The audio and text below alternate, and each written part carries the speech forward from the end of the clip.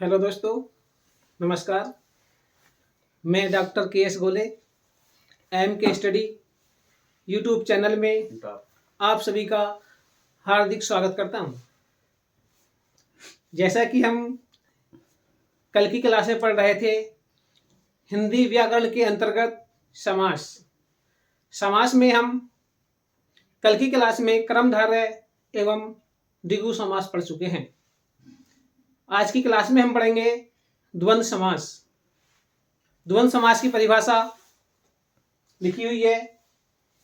द्वंद्व का शाब्दिक अर्थ है युग्म या जोड़ा, यानी कि द्वंद्व समास में दो पद होते हैं। दोनों पदों की प्रधानता होती है विग्रह करने पर और, अथवा, या, एवं शब्द आदि आते हैं। कहने का तात्पर्य यह है कि द्वंद्व समास के अंतर्गत दो पद होते हैं और दोनों ही पदों की प्रधानता होती है। उनके बीच में और शब्द आता है या योजक चिन्ह का प्रयोग किया जाता है, जैसा कि हम उदाहरण से देख रहे हैं। उदाहरण लेते हैं हम माता पिता।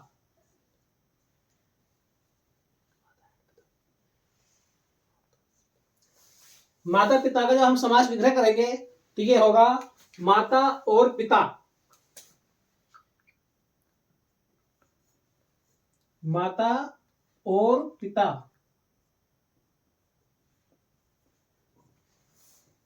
परिभाषा के अनुसार समस्त पद में योजक चिन्ह का प्रयोग किया गया है और समास विग्रह करने पर इसमें और शब्द आया है। दूसरा उदाहरण लेंगे हम राम कृष्ण।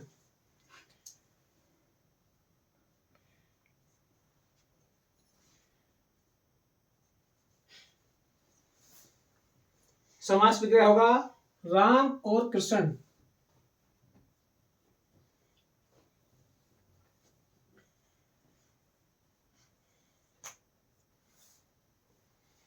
उदाहरण लेंगे हम भाई बहन।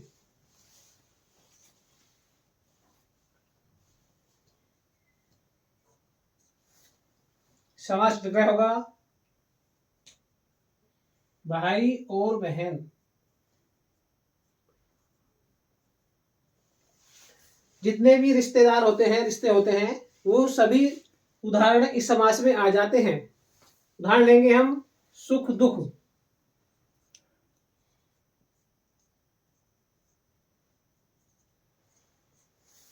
समास विग्रह होगा सुख और दुख।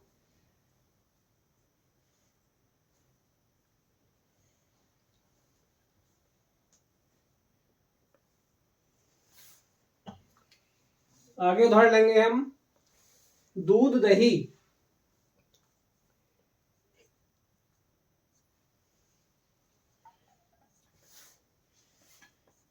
समास विग्रह होगा दूध और दही।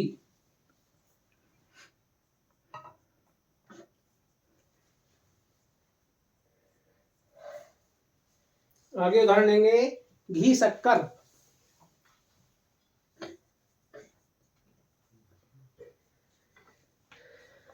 खाने का मन तो नहीं कर दिया थोड़ा सुन के।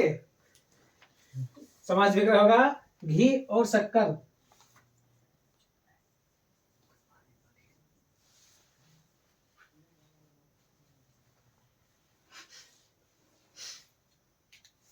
इसमें भी ज्यादा क्या आएगा। आगे उदाहरण लेंगे हम नर नारी।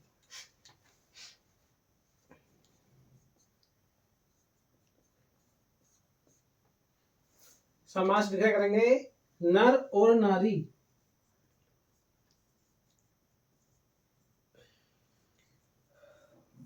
बहुत ही साधारण समास है, बहुत आसान उदाहरण है, पहचान भी बहुत अच्छी है। आगे उदाहरण लेंगे हम राजा रानी।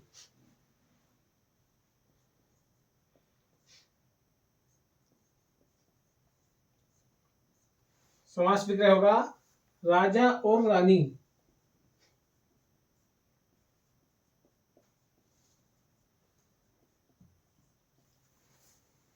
आगे उदाहरण लेंगे भला बुरा।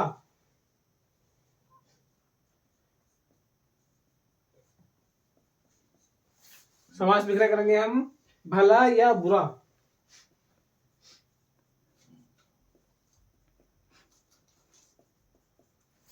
अभी तक हमने उदाहरण लिए थे जिन शब्दों के बीच में और चिन्ह आया था, सब में और शब्द है, लेकिन इसमें यह आया है। जैसा कि हमने परिभाषा में दिया है, विग्रह करने पर और अथवा या एवं शब्द आते हैं। तो भला बुरा शब्द में जब समास विग्रह करा तो बीच में या शब्द आया है। एक उदाहरण ले लेते हैं हम, अथवा वाला है छल कपट।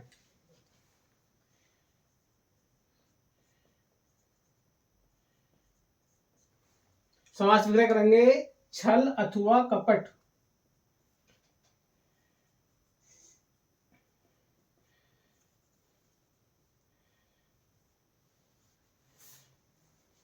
इनके अलावा भी और अन्य उदाहरण हो सकते हैं, जैसे मामा मामी, नाना नानी, चाचा चाची, मौसा मौसी। बहुत उदाहरण इसमें आ जाते हैं। जो भी हमारे रिश्ते वाले उदाहरण होते हैं उन सब में योजक चिन्ह आता है और समास विग्रह करने पर और शब्द आता है। उन सभी उदाहरणों को हम इसमें ले सकते हैं। एक बार हम पुनः समझ लेते हैं। द्वंद्व का शाब्दिक अर्थ है युग्म या जोड़ा। इस समास में दो पद प्रधान होते हैं, दो पद होते हैं, दोनों की ही प्रधानता होती है। विग्रह करने पर और अथवा या एवं आदि शब्द आते हैं। जैसे कि हमने उदाहरण दिया है माता पिता। माता और पिता समास विग्रह करने पर। राम कृष्ण, राम और कृष्ण। भाई बहन, भाई और बहन। सुख दुख, सुख और दुख। दूध दही, दूध और दही। घी शक्कर, घी और शक्कर। नर नारी, नर और नारी। राजा रानी, राजा और रानी। भला बुरा, भला या बुरा। छल कपट, छल अथवा कपट। ये हमारा द्वंद्व समास है।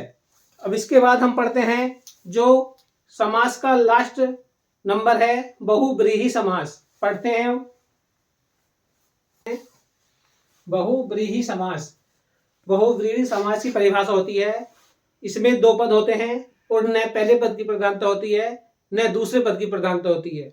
इसमें एक नया शब्द निकल कर आता है जिसकी प्रधानता होती है और इसका विग्रह शब्दात्मक न होकर एक वाक्यात्मक होता है। परिभाषा लिखते हैं, अन्य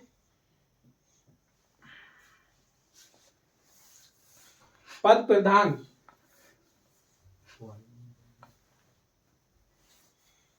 अन्य पद प्रधान समास को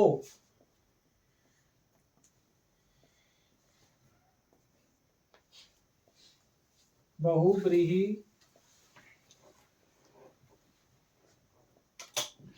समास कहते हैं।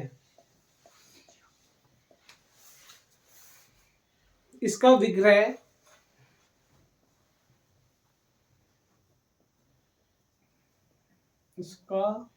विग्रह शब्दात्मक न होकर वाक्यात्मक होता है।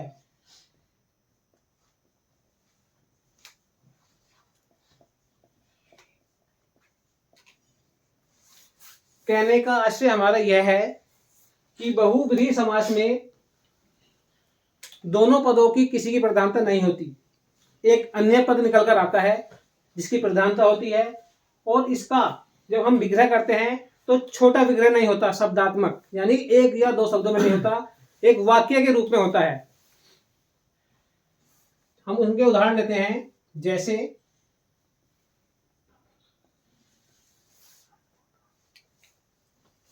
दशानन।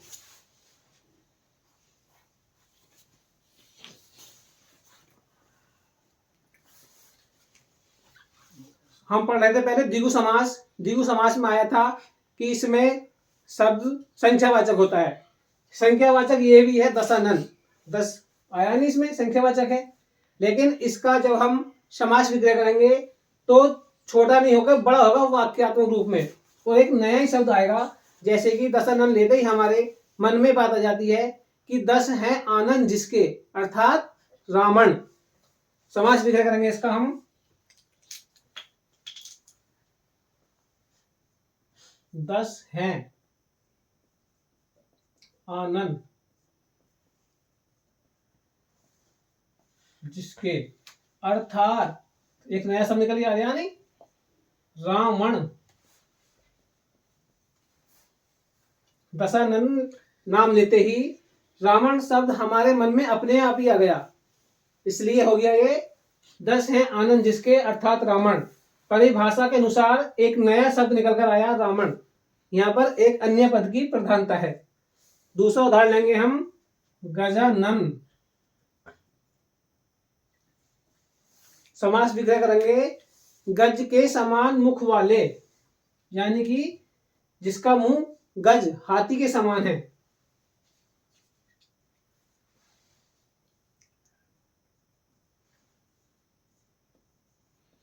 गज के समान मुख वाले, अर्थात कौन होंगे? गणेश जी।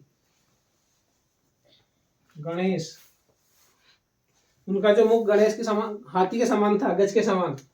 अब तीसरा उदाहरण लेंगे हम, चंद्रशेखर।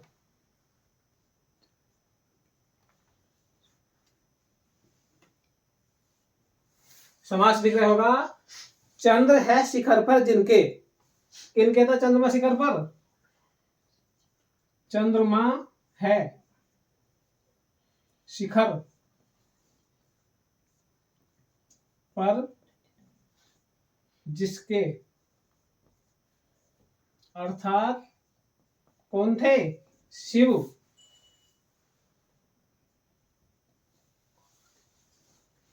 देखो, परिभाषा के अनुसार एक नया शब्द निकल गया है, नहीं? हमने लिखा है चंद्रशेखर, और जब समास विग्रह करा तो नया शब्द निकल कर आया शिव, यानी कि शंकर जी या शिव एक ही बात है। आगे उदाहरण लेंगे हम, पीतांबर।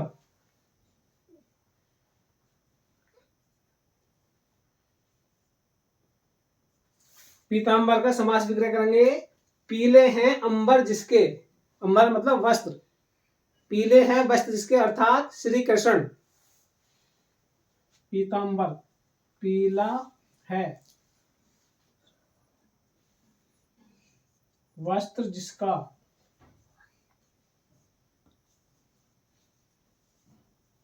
अर्थात में नीचे हरन लगता है, कौन होंगे? श्री कृष्ण। श्री कृष्ण भी कह सकते हैं, श्री राम भी कह सकते हैं। श्री राम के वस्त्र भी पीले थे। यहां पर एक याद करने वाली बात और है, पीतांबर में कर्मधारय समास भी होता है। कहते नहीं पीतांबर यानी पीले वस्त्र। जब हम समास विग्रह करेंगे पीले वस्त्र, तब होगा कर्मधारय समास, क्योंकि वस्त्र की विशेषता बताई जा रही है। और जब हम समास विग्रह करेंगे पीला है वस्त्र जिसका, अर्थात श्री कृष्ण, जब नया शब्द निकल कर आएगा तब यहाँ पर बहुव्रीहि समास हो जाएगा। ये दो उदाहरण ऐसे हैं, दशानन, इसमें दो समास होते हैं, इसमें बहुव्रीहि समास होता है। लेकिन उदाहरण से हमें कभी कभी कंफ्यूज हो जाते हैं, हम संदेह में पड़ जाते हैं कि कर्मधारय समास भी हो सकता है, द्विगु समास हो सकता है, द्विगु हो सकता है, लेकिन बहुव्रीहि समास होता है। पीतांबर में दोनों समास होते हैं, कर्मधारय भी और बहुव्रीहि भी। लेकिन परीक्षा में जब ये उदाहरण आता है तो दोनों आंसर एक साथ नहीं मिलते, इसलिए इस पे ध्यान देने की बहुत जरूरत है। आगे लेंगे हम, नीलकंठ।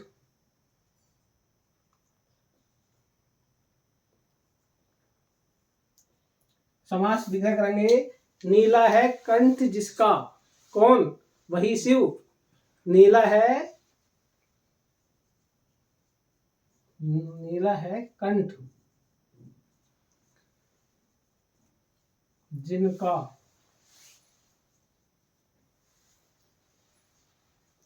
अर्थात कौन? किसका था नीलकंठ? शंकर जी।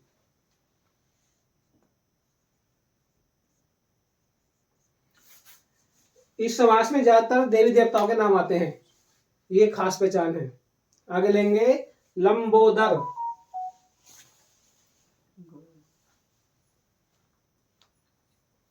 समास विग्रह करेंगे, लंबा है उदर जिसका, किनका था लंबा उदर? गणेश जी। लंबा है उदर जिसका, अर्थात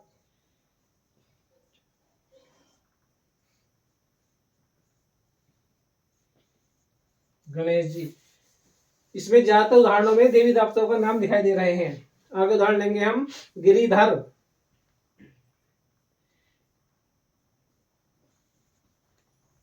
गिरि कहते हैं पर्वत को, गिरिधर का मतलब होगा पर्वत को धारण करने वाले। किसने किया था पर्वत को धारण? श्री कृष्ण ने। विग्रह करेंगे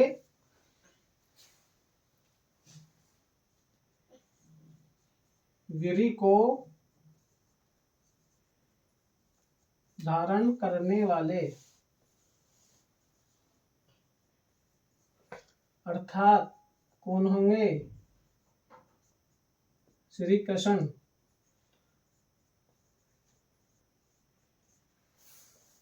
आगे उदाहरण लेंगे हम। त्रिलोचन,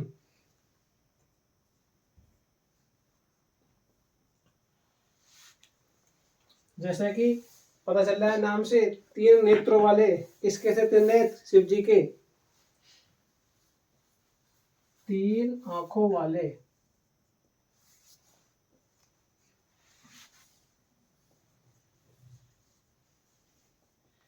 अर्थात कौन? शिव। शिव जी के तीन आंखें थीं। एक उदाहरण और लेंगे हम। मुरलीधर, ऊपर ले लेते हैं। मुरलीधर।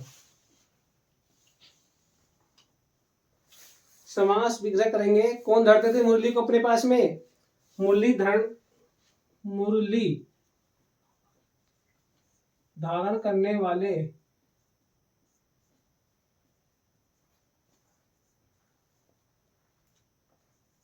अर्थात श्री कृष्ण। एक बार समझ लेते हैं सभी उदाहरणों को इन्हें। बहुब्रीहि समास परिभाषा है। इसमें दो पद होते हैं। न पहले पद की प्रधानता होती है और न दूसरे पद की।